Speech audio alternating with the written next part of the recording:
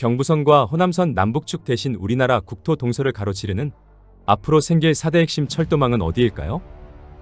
서울과 속초를 잇는 동서고속화철도, 인천 송도에서 강릉까지 이어지는 경강선, 목포와 부산, 광주와 부산 등 남해안을 따라 연결하는 남해선과 경전선, 그리고 광주와 대구를 잇는 달비철도까지. 과연 이 노선들이 모두 개통된다면 대한민국의 이동 방식은 어떻게 달라질까요? 먼저 강원도의 지형 자체를 바꿀 동서고속화철도입니다. 동서고속화철도는 서울 용산에서 춘천까지 이어진 경춘선 축을 동해안 속초까지 연장하는 사업입니다. 총 연장 93.7km. 하지만 이 노선은 단순한 지방철도가 아닙니다. 전체 구간의 80% 이상이 터널로 만들어지는 초대형 산악 고속철도 사업입니다. 의암호 하저터널과 설악산 인근 장대터널 등 국내에서도 손꼽히는 난공사가 이어지고 있습니다. 노선은 화천과 양구, 인제와 백담을 지나 속초까지 연결됩니다. 무엇보다 의미가 큰 부분은 그동안 철도 자체가 없었던 접경 산간 지역에 처음으로 기차역이 생긴다는 점입니다. 2029년 말 춘천 속초 동서고속화철도가 개통되면 KTX 이음 열차 기준 춘천에서 속초까지는 30분대, 서울 용산에서 속초까지도 1시간 40분 안팎이면 이동이 가능해질 전망입니다. 지금처럼 고속버스와 자동차에 의존하던 강원 북부 교통체계가 완전히 바뀌는 셈입니다. 특히 속초는 동해북부선 즉 동해선과도 연결됩니다.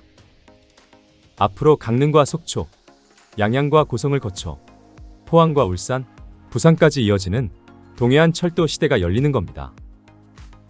철길 하나 없던 속초가 동서남북 철도망의 중심 도시로 바뀌는 순간입니다. 두 번째는 대한민국의 새로운 동서축이 될 경강선입니다.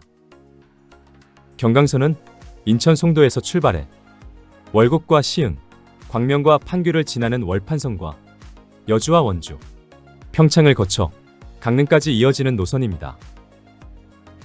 쉽게 말해 경강선은 영동고속도로의 철도판이라고 볼 수 있습니다. 특히 핵심은 현재 공사가 진행 중인 월곡 판교선과 여주 원주선입니다. 이 마지막 구간들이 연결되면 인천 송도에서 강릉까지 환승 없이 이동 가능한 고속철도축이 완성됩니다. 수도권 서남부의 변화도 큽니다. 지금까지 인천과 시흥, 안산 지역은 KTX 접근성이 매우 떨어졌습니다. 하지만 월판선이 개통되면 송도에서 판교까지 바로 연결되고 강릉과 원주 방면 KTX 이음 열차 이용도 가능해집니다. 특히 GTX와 연계될 경우 경강선의 파급력은 더욱 커집니다. 판교와 청량리, 용산축이 연결되면서 수도권 동남부와 강원권이 사실상 하나의 생활권으로 묶일 가능성이 나오고 있습니다. 인천에서 강릉까지 2시간 이내, 서울 강남에서 원주까지 40분대, 수도권 외곽의 개념 자체가 달라지는 겁니다. 세 번째는 남해안을 따라 이어지는 남해선 철도입니다. 남해선은 목포 임성리에서 보성까지 끊겨있던 철길을 새로 연결하는 사업입니다. 그동안 전남 남부 해안 지역은 철도 서비스가 거의 없었습니다. 해남과 강진, 장흥, 영암 같은 지역은 고속도로 접근성도 부족해 대표적인 교통 소외 지역으로 꼽혀왔습니다. 하지만 지난해 목포보성선이 개통되면서 남해안을 따라 새로운 중고속 철도망이 생겼습니다. 시속 200km급 이음 열차가 달릴 수 있도록 설계돼 목포에서 보성까지 이동 시간은 기존보다 1시간 이상 단축됐습니다. 특히 이 노선의 진짜 가치는 관광에 있습니다. 목포와 완도, 강진과 장흥, 보성과 순천, 남해안 대표 관광지들이 철길 하나로 연결되기 때문입니다. 여기에 호남고속철도 2단계와의 환승 연계까지 이뤄지면 무안공항 접근성도 크게 개선될 전망입니다. 다만 아직 과제도 남아 있습니다. 목포보성선만으로는 직결 효과가 제한적이기 때문입니다. 결국 핵심은 경전선 고속화 사업입니다. 광주 송정에서 순천을 연결하는 경전선 고속화 사업은 기존 비전철 구간을 개량하고 일부 선형을 직선화하는 사업입니다. 이 사업이 완료되면 광주와 순천은 40분대로 연결되고 광주에서 부산까지도 진정한 2시간대 이동이 가능해질 전망입니다. 특히 복구 공사 중인 부전마산복 선전철까지 연결되면 광주와 목포에서 출발한 KTX 열차가 순천을 지나 부산까지 하나의 남해안 경제권으로 묶일 가능성이 커집니다. 광주 순천선 미개통으로 지난해 개통한 목포보성선 구간이 생겼지만 KTX 열차가 운행되지 못하고 있는 이유입니다. 지금까지 남해안은 도로 중심 교통망에 의존해 왔습니다. 하지만 앞으로는 철도를 따라 관광과 산업, 물류가 움직이는 새로운 남해안 시대가 열릴 가능성이 나오고 있습니다. 마지막은 대한민국에서 가장 상징적인 동서철도, 바로 달비철도입니다. 달비철도는 광주 송정에서 출발해 담양과 순창, 남원과 장수, 함양과 거창, 합천과 고령을 지나 대구 서대구역까지 연결되는 노선입니다. 영호남 화합의 상징으로 불리는 노선이기도 합니다. 무엇보다 기존 철도망의 가장 큰 문제였던 영호남 우회 구조를 바꾼다는 점에서 의미가 큽니다.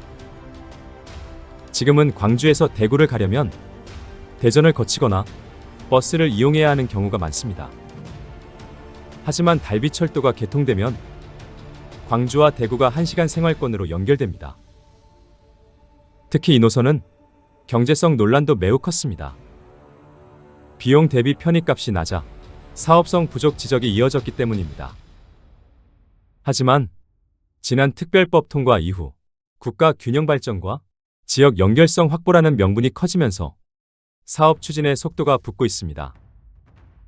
결국 달비철도의 핵심은 얼마나 빠르게 그리고 얼마나 촘촘하게 지역을 연결하느냐에 달려 있습니다. 대한민국 철도망은 지금 남북축 중심에서 동서축 중심으로도 확장되고 있습니다.